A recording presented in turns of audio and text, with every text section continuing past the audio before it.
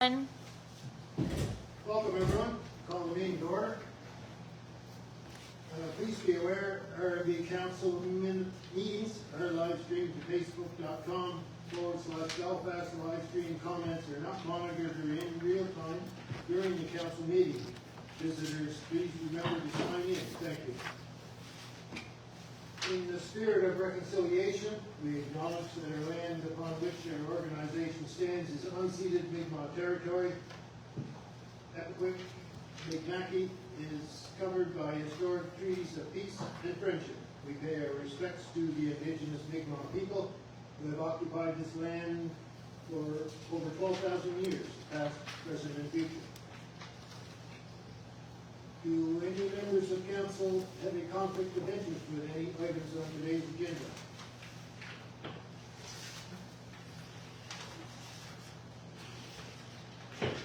Are there any other suggested agenda items for today's meeting to be placed under item 15?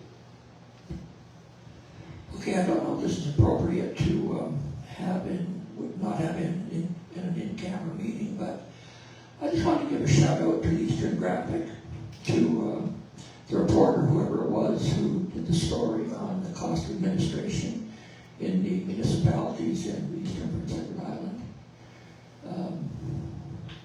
It was quite enlightening that the information is not readily available all the time. And I do have a lot of questions about why our administration costs are probably 2 or 3 times higher than any other municipality. But that maybe have to deal with that in camera session. But we're going to deal with it one way or another. Yeah, that's on the agenda. The last item on the agenda. Okay, good. So no change to the agenda. Okay, may I have a mover and a seconder to adopt the agenda as presented and amended? So moved by Charlie, seconded by Lynn. All in favor? Aye. Nays? Motion carried. RCMP report for the month of March. Ashley. The new RCMP report was emailed to me, which is great and appreciated. However, I have to ask our new liaison if he can have our statistics separated out in a similar format to what we were previously receiving. This new document lumps us in with Southern King Zone, so I'm unable to get an accurate data point for the Belfast area alone. I will follow up and report back on this in May at our next council meeting. I'm still waiting to see who our next liaison will be, but in the meantime, communication has remained consistent. So I'm happy about that. Thank you. Thank you, Esther. Public presentations of any members of the public are offered 5 minutes to make a presentation to council. A reminder, should any member of the public wish to speak on any issue on today's agenda, this is the time allotted for that. All other agenda items are reserved for council participation. And are there any public presentations? Yes, Ron.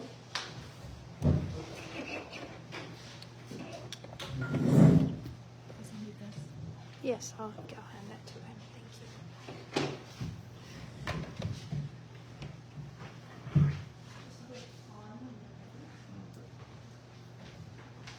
Thank you. There we go, Ron, live. Thanks. I just want to make a couple of comments. The last meeting, there was some comments made around tax rates going forward for this year. Concern about we need to hold our costs for the taxpayers down. I think, and I know it's too late for this year, but I think another time council should really consider the viability of increasing your tax rate just a little bit. I know the numbers I saw last week, I think it was for 1 cent of increase, it would have given the council another $20,000 plus or minus. Okay? I did that in my own tax assessment, up to $40 a year. We all know that aging infrastructure here, and the 2 infrastructure I'm talking about, the fire hall, are already dealing with that. We have a rink that's going to need to be replaced, or we're going to lose it. went back and I looked at administration costs. In 2019, administration costs of this organization were about 10%, 11% of revenues from tax revenues. This year, to me, it looks like it's pushing almost 40%. Somehow, if you're going to increase your administrative costs, you've got to raise the tax base, or we're going to lose the ability to support infrastructure and moving the community to make progress. So nothing you can do for this year, but I don't think there's anything wrong with looking at it for another year's sake. It's like 1 cent this year, another cent next year. Put that in a fund to deal with something like this. I think it's very good management. All I have to say. Thank you, Robert. The council have any questions for Robert? Yeah, I think it's going to become an issue this fall when there's going to be some municipal elections for new council. And we obviously, as far as I'm concerned, like there's certain things you have to have in your community to make viable. Like you've got to have your fire department, it's an essential service, but you've got to have churches, you've got to have service clubs. But you also have to have that recreation center. It's an important part of this community, and it's going to be a big commitment for the council, because really we're going to be, the council is going to be the main funding source in partnership with both provincial and the federal governments. And I think that there's going to be a lot of discussion, and there has to be quite a bit of discussion within the community itself as to the total cost, what the commitment is going to be from the municipality. And we're going to have to deal with it, and I really hope it's going to be, I know I'm going to raise it as an issue in this fall's elections.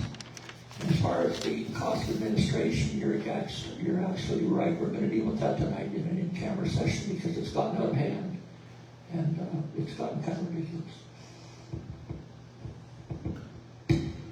No, I agree, Jim. It's something that has to be dealt with.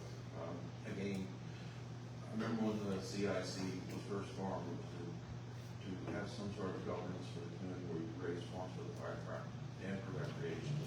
We've gone beyond that. I'm not saying it's a bad thing. I'm not saying salaries or honoraries are aligned. I'm just saying that somehow council has lost sight of how we're going to pay for administration. It's gone from 11% to 40%. I think we have to deal with it.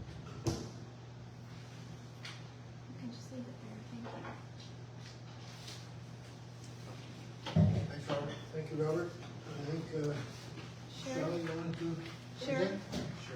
Sherry, sorry. It's been so long since I've seen you, forgot your name. Just click on when you're ready. Yeah. Is this okay? Perfect. Okay. I just wanted to catch everybody up since we're going to head into our busy season at the Belfast Watershed Group, known as BOG. And we have some nice events coming up for family and the public. So, well, the first one is, of course, the Doors Open Down East. That's happening on the 25th and 26th. So our office here at Rhode Islands will be open from 10 to 3. And we will have like some tree swallow nesting boxes for sale and some other items. So you can pop by if you have any questions or anything. I'll be there.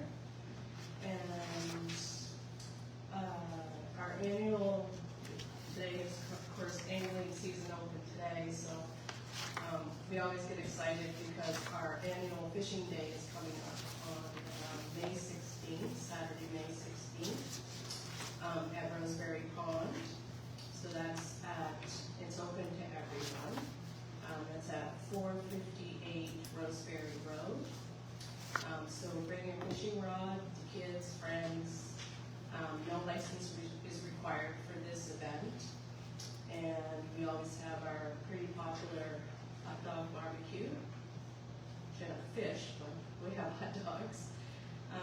And we always do a draw for a fishing rod or two. And we would like to thank RMB for assisting with the funding of this event this year. So thank you for that. And we are really proud. We've been working through the winter on a new series of public sessions. And we want we're going to kick off in May also. It's called The Story of Water from Source to Sea. And our first session will be May 19th at 6:30 here at the Wood Islands Hall. And our first session is called Hidden Waters, Understanding Aquifers and Groundwater. So we will explore like where our water story begins. And it will include talking about our aquifers, groundwater movement and recharge. Participants will learn how land use, forests, woodland or wetlands, and human activities influence water quality and supply. This is a pretty hot topic, so we welcome council and members of the public to come out. Our speaker for that event will be Sean Ledgerwood, and he's the manager of water and air monitoring with the Department of Land and Environment. And we're supposed to have a hydrologist also, in case there's other questions that need to be answered.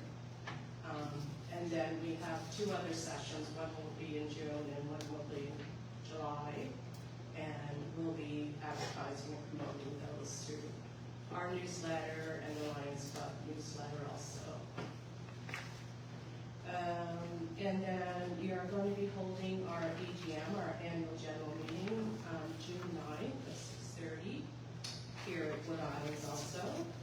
And we have guest speaker Dasha Cass, and her research examines sustainable agriculture and water use on PEI at the watershed level scale. So this will be another interesting talk along with our annual general business meeting. And we are planning community tree and shrub plantings that we do every year, one or two of those. We're just waiting to see when our supply of trees and stuff can be delivered before we can set the actual date. And we're always looking for people to help us plant some shrubs and trees, so.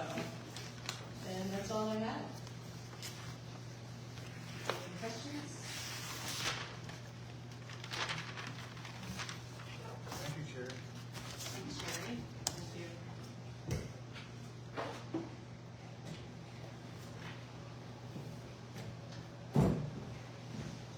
Adoption of the March 18th, 2026 council meeting minutes attached, previously distributed, all suggested changes already incorporated. May I have a mover and a seconder to approve the minutes of the March 18th, 2026 council meeting as presented? Moved by Lynn, seconded by Billy. All in favor? Nays? Motion carries. The CAO report.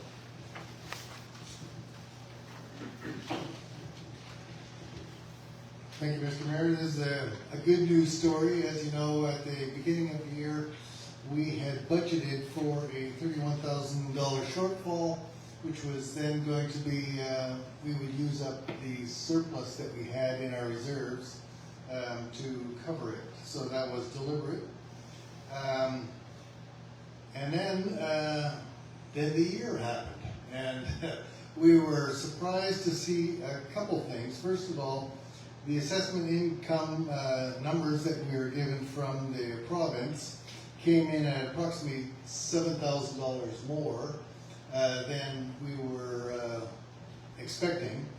And we also, the government, PEI, gave us an additional $15,000 this year, actually last year, and the same will happen in this year's fiscal reserve.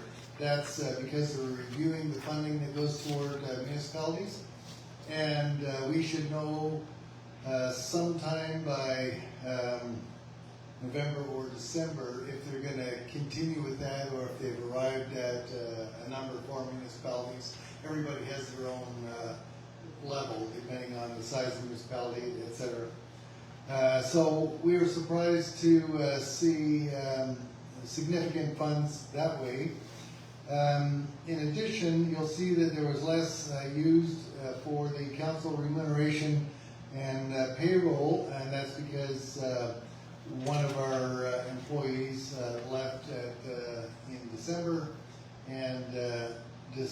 I decided not to replace her and just do her work myself. Because we are going to be doing a CAO replacement with a finance person anyway, so there was no sense to hire somebody for a couple months with the training that would have been involved. Also, you'll notice in almost all of the expenditures, E2 all the way through E9, there was less than budgeted. There was a budget of inflation rate increase of 2.8. Actually, it was rounded to 3% increase on these, and those suppliers simply did not do an inflation rate increase this year. So, because we were not able to get quotes from them ahead of time, we had to assume that that was going to happen. It did not, so it saved us a bunch of money. And then the last one was in the new office that came out $5,000 less than we expected because of things that were built into the construction costs, so that we didn't have to pay for. So all in all, the fund change shows a net profit of surplus of $16,000. However, I have to caution you that this time of year, what normally happens is the auditor gets a hold of it and she talks about amortization, commitment adjustments, and whatever. And based on previous experience, I'm expecting that our surplus should run at around $10,000. So either way, we did really well, $40,000 better than what we budgeted. So congratulations to everybody. That surplus helped now go toward next year's budget, and one of the reasons that we didn't have to do a tax increase, or one of the arguments for not doing it this year. That's probably not going to be the case in every year. As a matter of fact, most years we were almost bang on the budget, so this year was an anomaly year because of all the extra funding we were given. So all in all, this is a good news story, and the documents are now being prepared for the auditor. So similar to last year, the documents should end up going to the auditor sometime in the month of May after we get the April statements, and then we should have the year-end audited statements available for council sometime in July, August. Any questions on the financial report?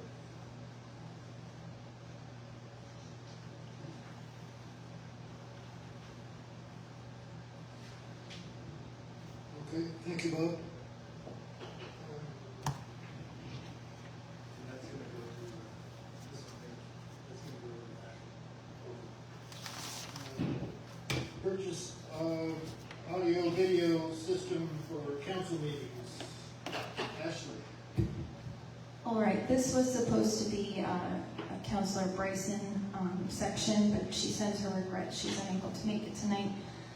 So after the last FPIM meeting, Councillor Bryson called me to discuss her audio video situation for live streaming.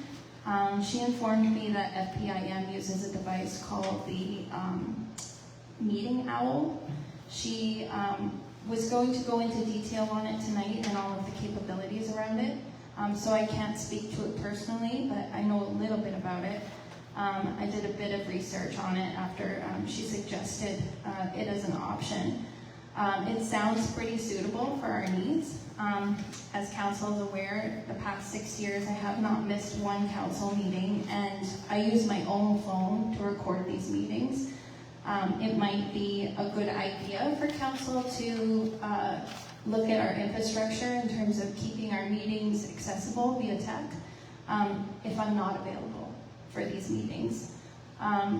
That's all I have. I can describe the system a little bit if council would like me to do that. So yeah, I'll start with the capabilities. So what it does is it sits in the middle of the room and it does facial recognition on everybody who is in a particular range. And whenever someone speaks, it goes directly to them, so the viewer gets to see a close-up of them, but also it has a panoramic view of everybody else in attendance of the meeting above it. So, and it's very, very sensitive to sound, so if someone says something under their breath, it will put you up there, even if you don't want to be. So that's this, it's very sensitive. And like I said, Catherine said that she's personally witnessed it. FPIM uses it, and so does Northumberland Ferries. She says they're great, it's a good investment, and she said her recommendation would be to take funds out of the contingency funding to do this properly. And right now, there's a couple different models on Amazon that are available, and they're roughly around $1,800 plus tax. There are a few, I guess, cheaper ones that are in the $1,500 range, but if we want an extended microphone, we are looking at around $1,800 plus tax. That's all. Oh, and the reviews. The reviews are 4 out of 5 stars, and I think there was roughly 609 reviews for the one particular model that I was looking at.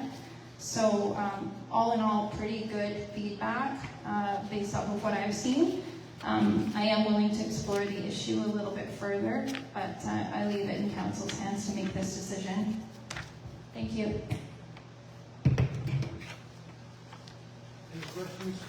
Anybody asking on that? If I can clarify, in regards to Catherine's remarks about where she come from, I did put a motion. I did put a motion on the agenda here because it was not part of the budget section discussions. I do not recommend that we identify a certain line item to take that out of. As what happened last year, we will take it out of either the contingency, or it could be E3, which is the operations, office supplies, that sort of thing, where it would normally come out of. So I'm confident that we'll be able to build it in with the existing budget that we have now. We just need approval from council to say, yes, you're interested, and then I'll build it into our budget document.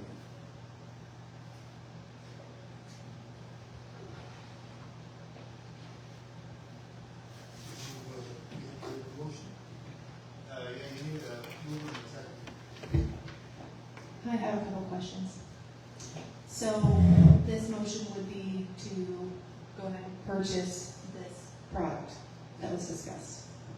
I definitely would be more keen on doing a bit more research, seeing what other options there are, seeing what the costs are, rather than the first one that, it definitely is great that we've seen this one in action. That's better than buying something that you haven't seen. But I would be curious as to what other options are available. I'm just kind of looking on here myself. It looks like it's one piece of equipment. And so with hearing that Catherine's seen it in action, that it works, that's helpful. But the idea that one piece of equipment is going to suffice, I question it. But the fact that someone's seen it in service, I would like to do some research before we commit to spending the dollars. How many more mics can we plug into this system we've got right now? I have no idea. There's room for one more mic on this system. And like I said, this is not just about audio. This is about longevity in terms of infrastructure for our tech, because I can't keep doing this on my phone forever.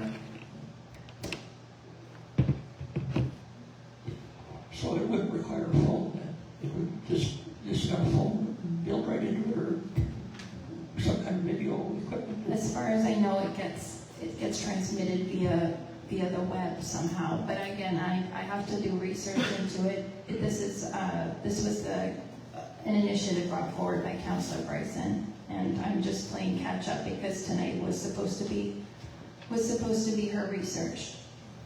question I have then is you have to buy a yearly subscription to a something like a Blink camera, which surprised me when I bought one that wasn't the end of it. It was all of a sudden I want a subscription for one camera was $60. If I wanted it for two or for three or for four, they just kept adding and adding and adding on. So $1,800 for the equipment is fine, but is there a yearly subscription fee? I'd like to know about that before we commit. That's a good question, and I can take that back and speak to FBIM about it because they have one and they use it regularly for all their meetings, so I'm sure I could get more of a handle on it from them. I think this is sufficed by now. I didn't realize people couldn't hear us until just a couple of meetings ago, and you brought it to my attention. And so we don't have to make a decision on that tonight. We'll wait until Catherine comes, but do ask my question about subscription, that there's a total cost. I can provide a more thorough update next month after I do some more of my own research and speak with FBIM. I tried my best to have the audio set up prior to this and prior to some of the feedback I got with microphone stands in front of most of the counselors that I knew people were having difficulty hearing. Thank you, Ashley. So, councilors, we'll defer this motion until we have more information. Okay. Federation of PEI's municipalities update and the Dog Act. Ashley, are you on that again? Yeah, I am, yes. You're working overtime. I know.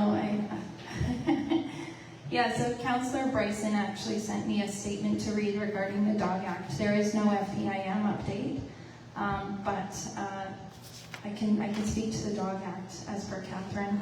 So the long and the quick of the Dog Act is we are not responsible. There is no liability issue. Anyone with issues surrounding dangerous dogs is to contact the RCMP. If they refuse to respond, they should take the issue to the Department of Agriculture and speak directly with the department in charge of the Dog Act, or the Department of Justice and speak to the department in charge of enforcement. Official recommendations will be coming from FPIM in the coming months. FPIM has initiated conversations with Agriculture and Justice regarding provincial enforcement of these acts. It is FBIM's recommendation at this time that rural municipalities not enact a dog bylaw, as enforcement would be expensive and difficult, and dangerous dogs cannot be covered under a municipal bylaw as it is a provincial issue. That's all. Thank you. Do you know, Ashley, if agriculture and all of these other departments, are they accepting calls now? As far as I know, yes. That's who FPIM has directed everyone to contact as per their lawyer and their legal advice. Do we have the information that we can put on our website and things for contacts? That's a good question. I can follow up on that. Thank you. Thank you, Ashley. Selection of council members to new CAO subcommittee. Thank you, Mr. Mayor.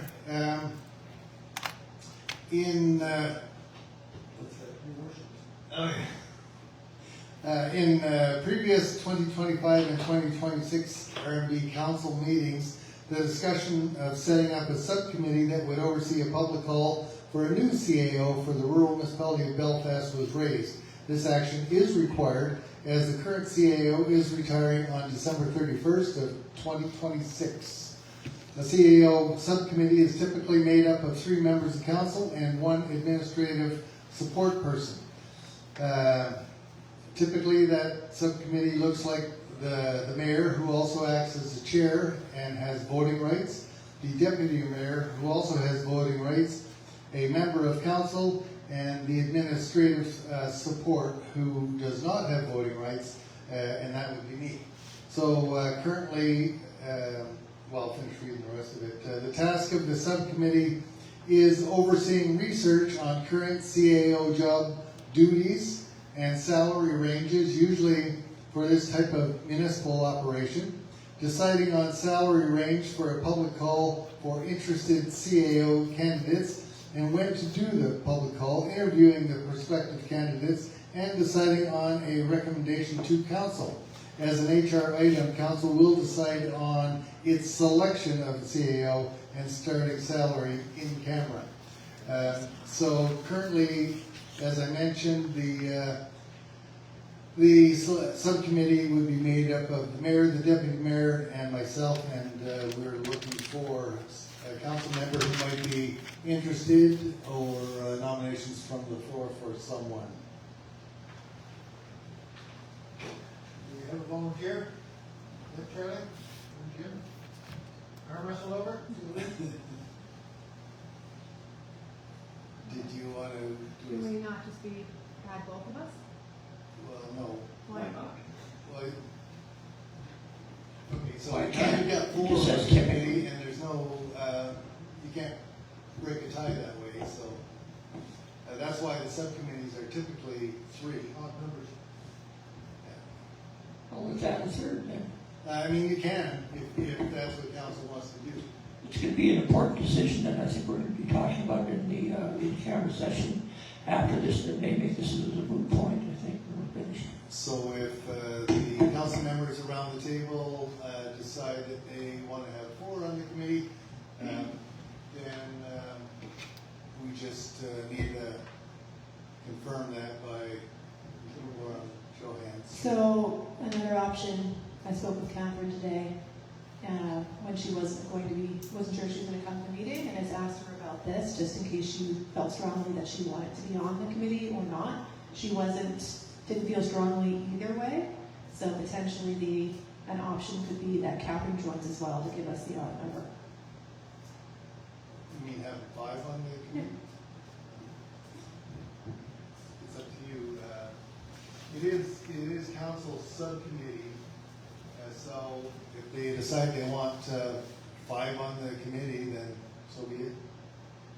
So like practically, if council said, okay, we want four, how does that work if you don't have a tiebreaker? As in every council committee, the committee does their work and they only provide a recommendation to council. So let's say there was a tie in what they're recommending, then you're basically bringing to council the fact that two of the members said this and two of the members said this, and it'll be up to the decision of council as to which way they want to go. So it's then definitely four doable. people is not really a big deal because. No, it's just if there's a solid recommendation coming forward, it's usually better, but if there's a not so solid, that's doable as well. I don't see a big deal because eventually going to come to council for the final decision Yep. anyway, right? So Yes, but the committee has majority vote already. it's still being brought to council. So at the end of the day, And the suggestion is still going to be a council vote. normally, that's true.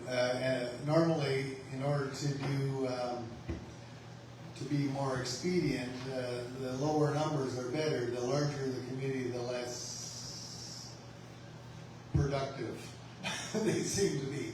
However, having said all that, if this council decides they want to have four people on this subcommittee, that's doable. 5 is doable, whichever you decide to do.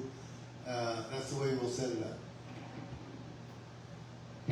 So we definitely have 2 volunteers. Catherine's a question mark. I think that she would do whatever kind of is recommended by council. If the council's like, we really should have a 5th, I think she'd do it.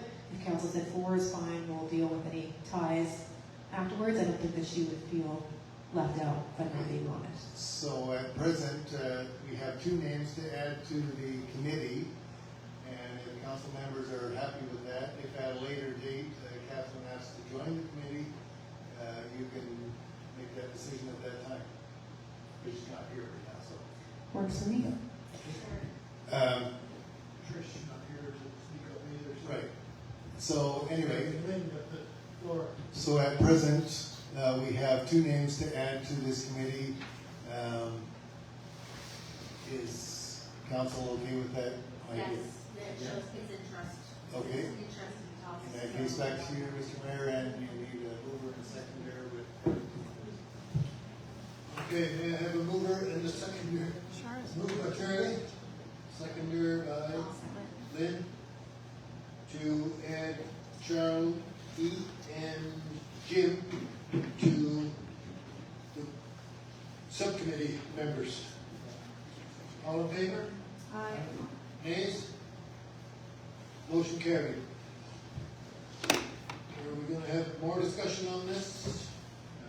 No. Okay, municipal general election 2026 key activities. All right, so November 2nd, 2026 is the next municipal general election for RMB. In preparation for that event, there are several key activities that must be covered as referenced by municipal affairs. Some of those activities include, number 1A, review your bylaw, your elections bylaw. RMB has already started the process of reviewing the current RMB elections bylaw that we have in place, comparing it to the latest version recently introduced by municipal affairs. Once that's complete, RMB will bring it forward. We'll bring forward any required amendments in the month of May or June. I also have training with municipal affairs on May 8th. It's for bylaws, so I'll bring a copy of our current bylaw and try to get them to have a look at it. Number 2, review your council remuneration. Section A, prior to new council taking office, the current council must decide if they wish to go into the next council cycle with the same remuneration rates or start a process to change the council remuneration rates. Subsection B, current remuneration rates are as follows. The mayor, $2,200 annually. Deputy mayor, $1,360 annually. Councillor, committee chair, $1,260 annually, and councillors, $1,160 annually. And Section 3, appoint and election officials by May 11th. Section A, for the municipal general election, 2 election officials must be confirmed by council by May 11th. RMB is submitting 2 names for council appointment. It should be noted that the current CAO must not be one of the election officials appointed. The 2 names presented include myself, Ms. Ashley Veschuk, as the municipal electoral officer, and deputy municipal electoral officer, Ms. Sherry Pelkey from BOG. I leave it open for council discussion. Thank you.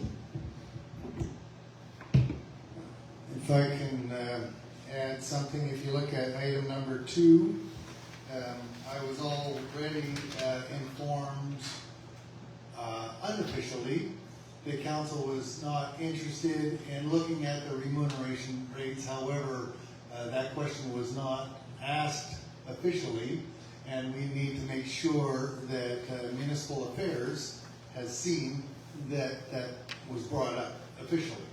So item 2 is your opportunity to decide if you believe the remuneration rates for council is correct as is, and that you don't wish to pursue a change. If you do wish to pursue a change, the process would be that you pick up a subcommittee. That subcommittee, however, is typically made up of past council members and or members of the public, and a person from administration. They would do comparative work, that sort of thing, and ultimately end up with a recommendation that would go to council. Council would then decide if they like the changes that are being proposed, and if they accept those changes, that is what the remuneration rates would be starting with the next council. So if council members wish to see an increase in the remuneration rates, now's the time to suggest it. Oh, and I should say, because there was an argument that maybe this is a decision for the next council. If this council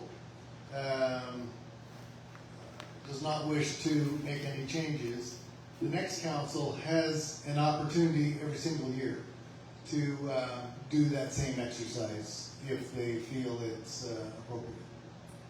So that's your decision.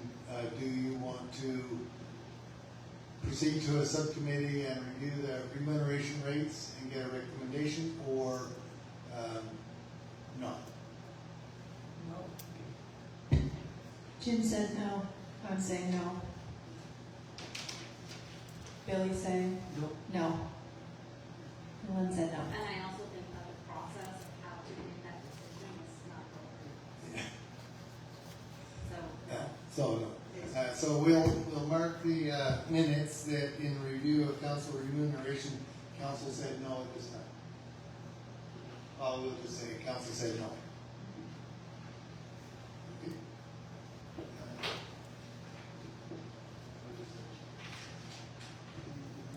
Did you say?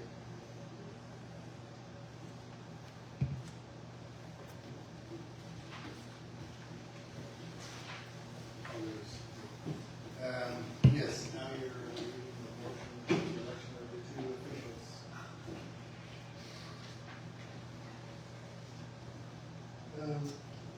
We have a motion, I need a mover and a seconder to appoint Miss Ashley Vestrick as MEO and Miss Sherry Pelkey as DMEO for the upcoming municipal general election of November 2nd, 2026. Moved by Charlie, second by Billy. All in favor? aye. Nays? Motion carried. Update on snowmobile issue, Ashley. All right, so I spoke with our provincial contact on Monday regarding this issue, and there are no new updates at this time. I'm hoping to have something more concrete and available for next meeting. Thank you. Thank you, Ashley. Municipal Emergency Management Plan, Ashley. Hold on. All right, I dropped off some treats to the fire hall volunteers, and I invited them and bribed them to be part of our roundtable exercise regarding wildfire management. The date that works best for them and for the province is May 6th at 7 p.m. So council decided that May worked well for them. So the date that we've scheduled is May 6th at 7 p.m. If you could mark your calendars, that would be great. If this is an issue for anyone, please get in touch with me by email as soon as possible. Thank you. This is a mandatory council training session as per our emergency management plan with the province. Thanks. Location? It'll be here upstairs. It's just for council, the province, and the fire hall. It's not open for the public at this time. Okay. Thank you. Who's filling in for Councillor Carter? Joanne? Thank you, Mr. Mayor. I'll be rolling in number 14, which is the Belfast Rural Fire Department monthly update, into number 15, and doing them both at the same time. Number 15 is a resolution to support the fire department application for Rural Growth Initiative, commonly known as RGI funding. That resolution is attached. It's for the Belfast Department to apply for RGI funding, a resolution of support, and it's required from the rural municipality of Belfast. So this is also a good news story, because you may remember that when the fire department brought up the possibility of a fire hall expansion last year, there was a lot of questions about how it could be done, who do you talk to, how much is it going to cost, and all that sort of thing. We did provide the fire hall with some funds, 9,000 and change, just to get a concept plan. They got a concept plan. It turned out to be $1.4 million plus HST, and then that allowed us to then start looking at Canada Business or Canada Community Funding, CCBF, and they, short story is, they approved $294,000, which council said they wanted all of their RMB allocation to go to the fire hall. So that 294 went toward a planning and design study. That was to see if the 1.4 was realistic. It turns out the excellent work that was provided by Riley and Sons Construction brought that total down to 1.1 million. So they saved the fire department $250,000 on that project right off the bat. Then there was money left over from the CCBF funding. That's $260,000. That will now be able to, because we have that planning and design report, we will be able to break out specifically construction costs which are eligible under CCBF. I already talked to Curtis. I just have to give him a new description, and the remaining CCBF funding can be used for construction costs of that.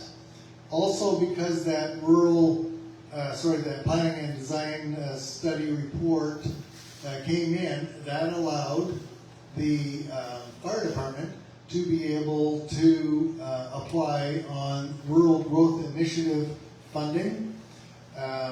They are in talks with them right now. Those talks are looking at $248,000 for the project. By completing this resolution that's in your package, we would give that to them tomorrow, and they will actually be able to go to the board as early as next week to make a decision.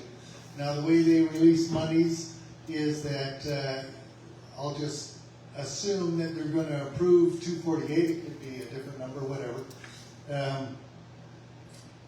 If they approve the project, they will give the fire department 50% of those funds, and then as the invoices start to come in for the construction costs of this project, so we would describe what 248 is going to pay for. They would receive invoices to that effect. Once they got all the invoices, they would see the additional 40% come to the fire department toward the project, and then the last 10% would be after they submit and their final report is approved. So then the whole 100% would be available for the project. We have also been in discussions, the fire department, and I've been looped in as well to speak to finance, PEI Finance, and we have now brought the initial request that was going to be 1.4 million, which would have cost us an annual charge of $109,000 a year, down to about $789.24, and at that rate, that would bring down the annual amount required to $62,000 per year. However, that's only if that's the amount that is requested for financing. In addition to the three funders that we've already talked about, what's also available is whatever additional monies that the fire hall is able to raise for the project. Government of Canada Projects Fund through MP Kent McDonald that he talked about while we were at the arena meeting. Atlantic Canada Opportunities Agencies, they are very specific on things that they fund, so we'll have to do a lot of work with that. Federation of Canadian Municipalities Green Funds, they're also very specific on the types of things that they fund. Also, we'd be looking to talk to the government of Prince Edward Island about any funding that may be available in whatever programs that they may have. The Canada Community Building Fund, which we're already accessing for the 2024-2029 funds of $294,000. In the second cycle, remember they were approved for 2 cycles, and the amount that would come to RMB for the second cycle is likely to be $262,974, and that would be also available over a 5-year period. And so it was confirmed by Infrastructure Secretary that we would be able to use that funding for CCBF financing, or not CCBF, the financing charges with the fire hall. And all of this, and there's also funds that are identified in the reserve account that council was saying they wanted to look at that. However, that decision does not have to be made until I bring forward the bylaw for the reserve funds, where you can identify how you want it to be used. So, all in all, we've brought down a $1.4 million bill down to about $500,000, and that was achieved in a matter of weeks, based on the fact that we finally received the planning and design report. We will then be able to try and go out to try and find other funding. So that's basically the update of what's happening with the fire hall project at the moment.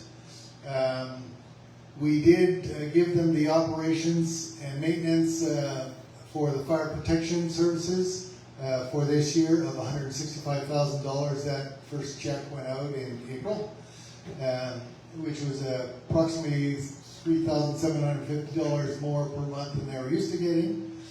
So that covers the resolution. So let me, when I talk about what is possibly you may have to finance, that would be over a 25-year range. However, that fee or that time span is only to get the best rate. I was able to confirm with finance that the balloon payments are eligible, and there's no penalty. I confirmed that if the Belfast financing was paid off early, there would be no penalty for that. And then when you look into the CCBF funding that we just talked about, or potential for that, it's quite possible that the fire hall may be able to be paid for within a 10-year period and not 25. So these are all assumptions, because we don't know if we're going to get more money or not, but we do know that if this RGI money is approved, which is expected that it will be, then the 1.4 is already down to $780,924. So, like I said, it was a good news because we've been able to bring it down that quickly and that far. What you have in front of you is the resolution that was provided by RGI. If you take a look at it, and when I say provided by RGI, they provided all the text. What I added, because it's got our logo on it. I added our logo because it's going to be a resolution from us. All the text is there. What I added was our logo, our municipality's name, the resolution number. You'll see there's a lot of blanks. The third blank was that the Belfast Rural Fire Department, because that's who's applying for the funding, and make application to the Rural Growth Initiative program to fund the fire hall expansion project. And again, this is their wording, and that the project be designated as priority number. There was a blank line there. However, I put in number 1 because council made it very clear for a year now that the fire hall is their number 1 priority. So correct me if I'm wrong, but that's what I put in. The RMB Council understands, this is again their wording, the RMB Council understands and commits that it will be responsible for its designated share of the total eligible costs of the project and will assume responsibility for any and all operating and maintenance costs resulting from the project as required. There is no, at this point, there is no share that would need to be covered by RMB. And in regards to the operating and maintenance costs, we already provide all the operating and maintenance costs through our annual fire protection services grant that we give. As I said, we gave them $165,000 this year. So because we're only talking about a fire hall expansion, that's part of the fire hall that's already there. So that number of 165, that's reviewed on an annual basis, and council gets to make that decision every single year as appropriate. So really, the only thing that RGI is looking for in this resolution is that RMB supports the fire hall expansion project. Like I say, we're already covering all the things that are in that resolution, but they need something official so that we can give it to them. They did ask for previous commitments. They had asked for the resolution and the minutes from November, where we again said we were in support of the project and gave the CCBF the application where they awarded us $294,000. So in addition, they have that information. Now they just want one of their own. And I should give you a heads up that every funder that we go after is going to be looking for something similar, something that says our municipality is backing the project. That's it. So that's the update of the fire department. And I know that Joanne is sitting here from the Belfast Rural Fire Department. Did I miss anything, Joanne? No, you did a great job. Okay, thanks.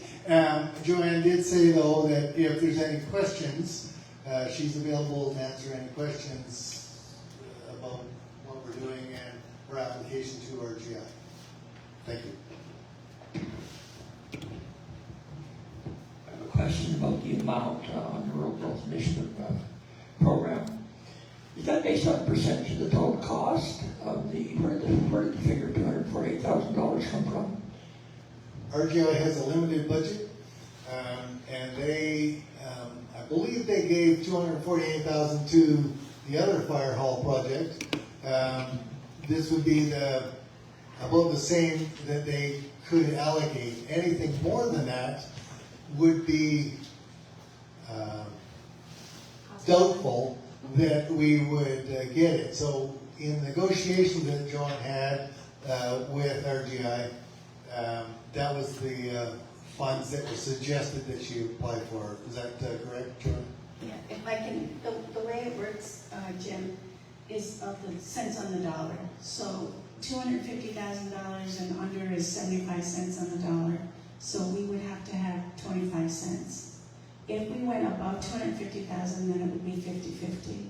So we could get more money, but we would have to have 50% of it in our bank account, which we don't have, and we wouldn't be able to have. But we do have the 25 cents that is required for the 248,000. That's why I asked for that amount. Okay, one reason I brought up is I happen to notice what Murray River got home. Their it was considerably higher. They did get more at the end of the project as well, and I'm hoping, fingers crossed, that they will offer it to us as well.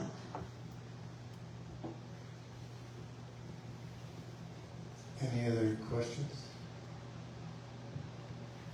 And I just want to thank council for all your work and for backing us. And I can't say anymore, but thank you very much. So we just need a mover in a second. Hold on. Oh, just waiting for my turn for mine. Oh, sorry.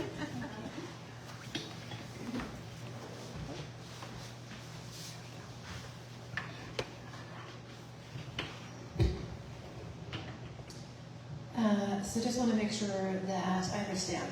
So you said that there's no share of costs for RMB under this funding model? Because when we talk about share of costs, it would be with the fire department and or R&D if they did not have their share.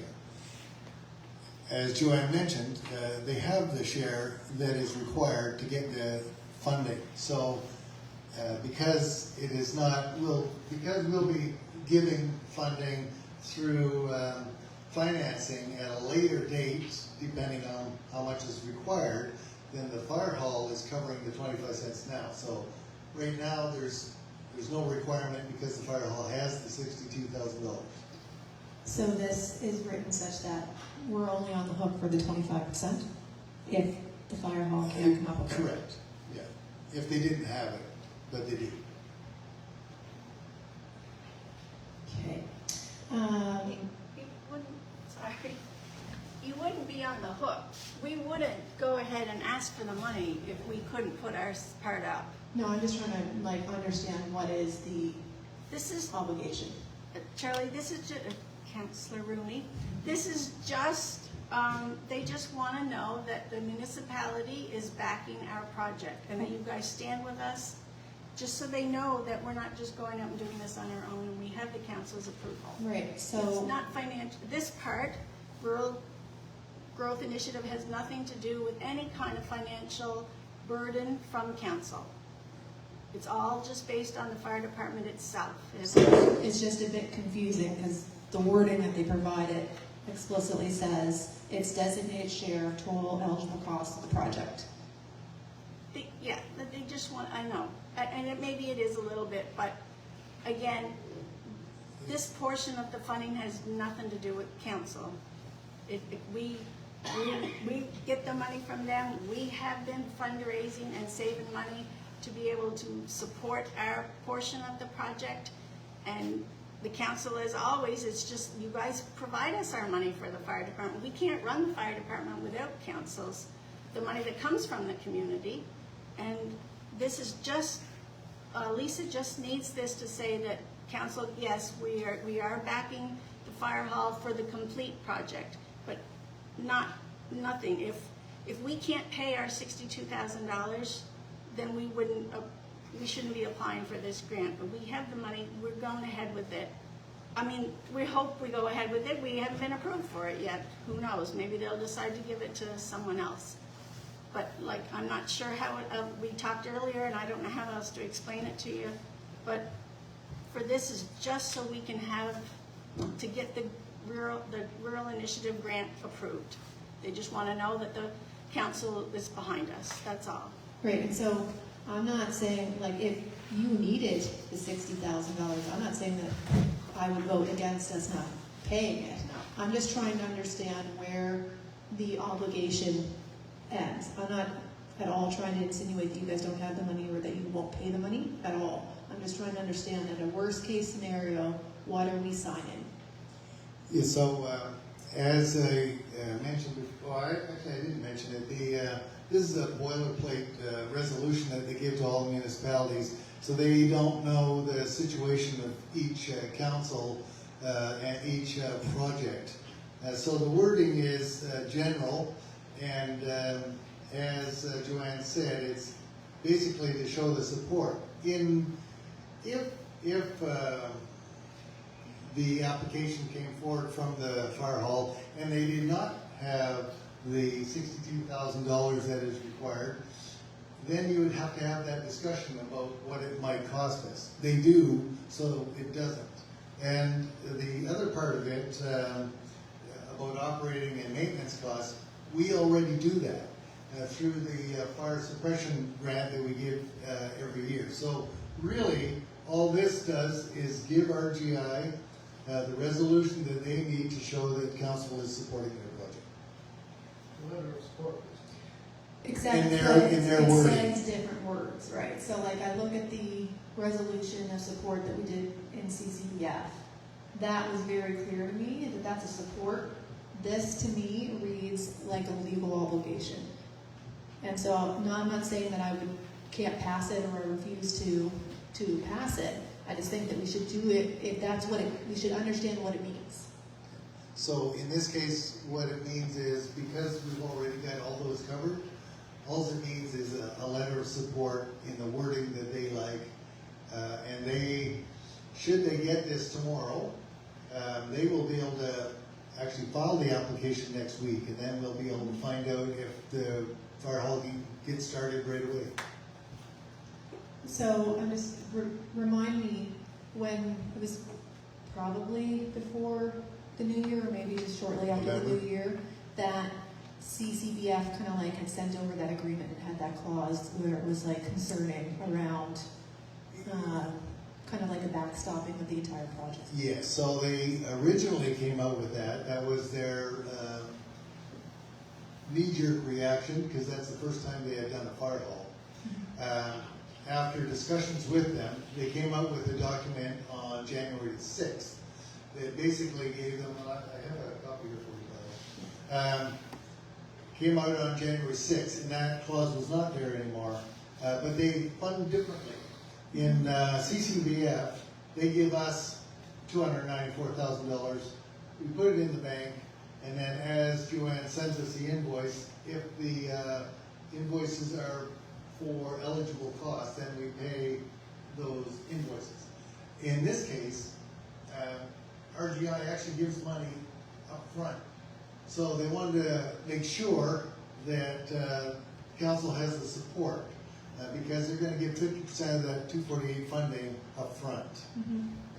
So it's a different mechanism. As a matter of fact, all of the different funders that we're going after, they all will have a slightly different piece of paper that they want us to sign, but it's all in regards to the support from council. The only one that we're going to be signatory on is if the we end up doing a financing document where the fire hall is committing to a certain amount of funding, and that certain amount of funding is going to be coming from RMB. If that comes forward, then that's a discussion for that time, and you would have the legal documents that you're looking for. But this one here is just a letter of support, basically, or a resolution of support. So in the example of the CCBF, they kind of put forward something, and we said, hey, wait, this doesn't really jive with us. And eventually it was revised to something that was suitable to both parties. We don't necessarily, we don't have the luxury of time in this situation, because we don't have the time to ask them, can we change this? Can we modify this? Because it doesn't actually fit us, because what you're telling me, Joanne's telling me, is that we're not on the hook for any eligible costs. But the wording says it, but it's okay because that's just not what it is in reality. We don't have the luxury of going back and maybe suggesting, maybe because we're slightly different than other fire halls and other communities, can we have this wording changed a little bit to tighten up the language? Okay, so you misinterpreted. Okay. The resolution is for support for the project. When Joanne submits the application, when they finalize it, it's going to describe $248,000 for construction costs. The planning and design document came out with $1.1 million worth of construction costs. So we're going to designate the costs, the construction costs that are going to equal 248. That way, when those sections are completed, then they will close the loop and say, okay, RGI is now satisfied, RGI requirements are completed. The building doesn't have to be finished by then, it's just the 248 that they're funding for, which is going to be construction costs. Yeah, I don't think that's what I was referring to. He was referring to the mechanism in which we were able to adjust the clause in the CCBF agreement. Yeah. We Yes. we don't even get to explore that option in this scenario because the timing doesn't allow for it, because we're basically under the gun that if we don't pass this resolution tonight, we put at risk the whole funding for this program for the fire hall. That is true, but you're talking about apples and oranges. CCBF has a process. They approved $294,000, and if you, for the planning design, don't need the whole 294, they have a process where you simply send in a redescribed use of the rest of the money, and then the project carries on until the redescribed part of it is finished.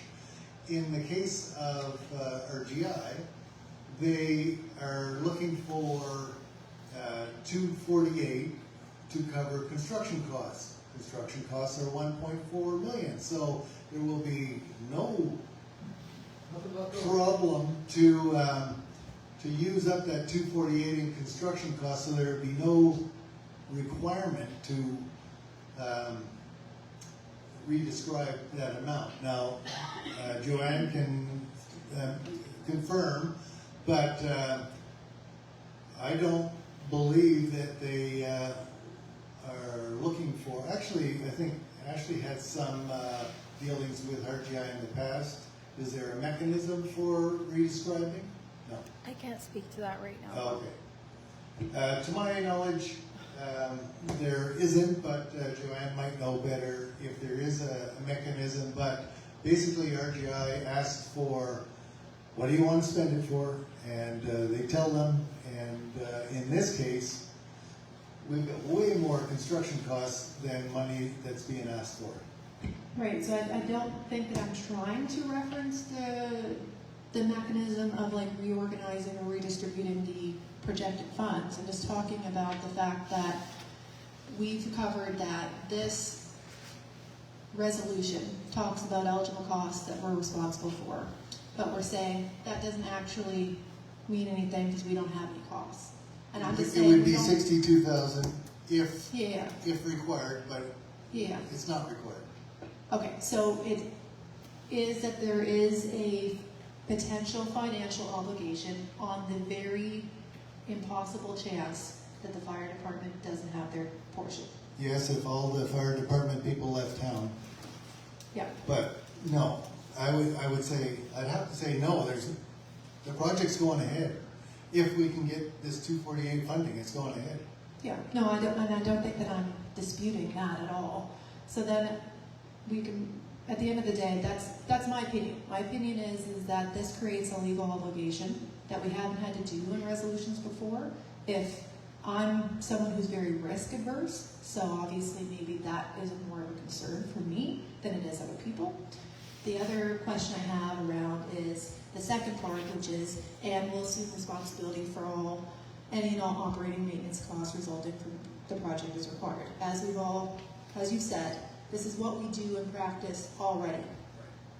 I worry that this resolution takes away our ability to say yes or no every year at the budget time for this, because it's committing us to all operating and maintenance from the project going forward. So in the way that I read this, it says we don't even need to go to council. Whatever they put in for their operating and maintenance budget, it doesn't even need approval because this agreement says it will fund it. No, that's not the case. They would still follow the same process that they're doing now we would ask them how much they need, they would show us a budget, they would show us their financial statements, and then you would make a decision about how much you decide to fund them, and it would be based on the documents that they gave you and also what council has available for funds. It's as you know, an annual decision that we make every year. It's my opinion that this changes that. This isn't tied to our legislation, right? Like this is, when it says project, it's not referring to the whole building, it's that specific section of the money that they're giving. Yeah. So it wouldn't have any legal standing on the entirety of the project because it's just their specific chunk that they're giving us. Yeah, they're just looking for a letter. Yeah. I have no issue with supporting the whole thing state driven. That's just fine. I don't think fire department's going anywhere. Yeah, like I'm not, in practice this is what we do. And I think that we will continue doing so. I just worry that the language on this resolution takes away the ability of council to designate the amount of money every year. But I'm a risk averse person. I'll just agree to disagree. Yeah. May I?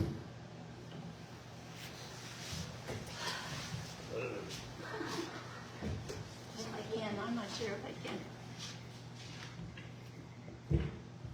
The fire hall cannot run without the money from the community. It's the community's money. Council gets to say, council is control of that money. I've been with the fire department, this is my 10th year. We always only asked for a little bit. We've never asked for more. This year is the first year that we've asked for more because we need this addition on the fire hall.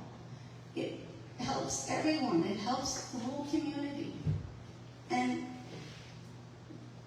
if council decides, next council decides, well, we don't want to give them that much money, well, what's going to happen then? You're not going to have the fire service. We can't run without the money. Expenses are going up every year. I think Bob's given you a copy of our budget of what it costs us. We just spent, as I've said, $14,000 on our trucks, $5,000 on one set of gear, which is a pair of pants and a coat. Nothing else. Doesn't count boots, gloves, helmet, nothing. The equipment that we need to fight fires is costing us more money every year. We don't want to spend $1.4 million on a building, but we have no choice. That's how much it costs, and that's what it is, and we need this to move forward. The council, as I said, is the only place we get our money from. We do raise money, we've been raising money, but it's a lot of work. The rink is going to be needing to fundraise. We can't take everything from our community. So I just feel bad that such a simple thing is causing so much, it's causing me a lot of stress because we're not trying to build a casino, we're trying to build a piece under our fire hall to protect our community. And it makes me very upset that there's always something that comes up for this, and I know it's not just me. I'm sorry. I think it's time we vote on it. I just want to say one last thing.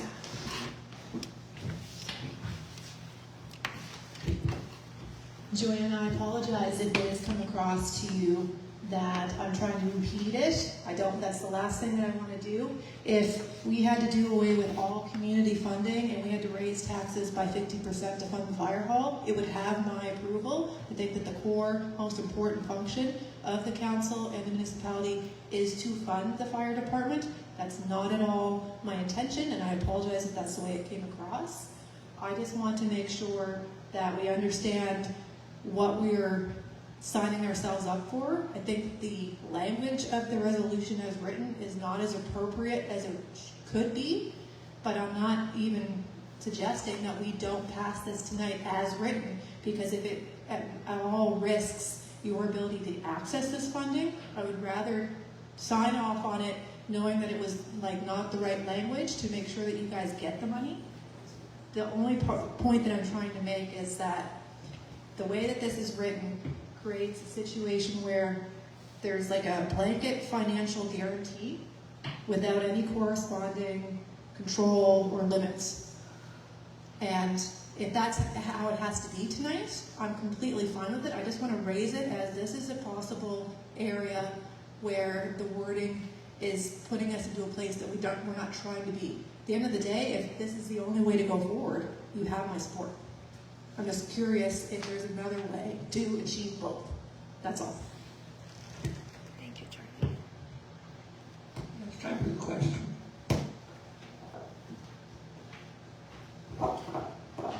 May I have a mover and a seconder for the resolution that the Belfast Fire Department make an application for their Rural Growth Initiative Program to fund the fire hall expansion project? Oh, arms up everywhere. Mover? Billy? Jim is the mover. There's a seconder? All in favor? Aye. Nays?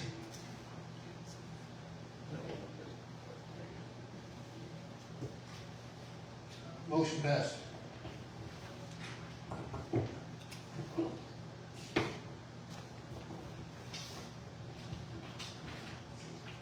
New business items, as for agenda item number 3. There was one? Is there one in the new business? Okay. Our next regular council meeting is May 20th, 2026, 7 p.m. upstairs at the Wood Islands Hall. And at this time, we have a mover and a seconder to move in camera for a confidential HR matter. Moved by Jim, seconded by Billy. All in favor? Nays? Say goodbye Motion carried. Bye, Facebook. Thank you, everyone, for coming.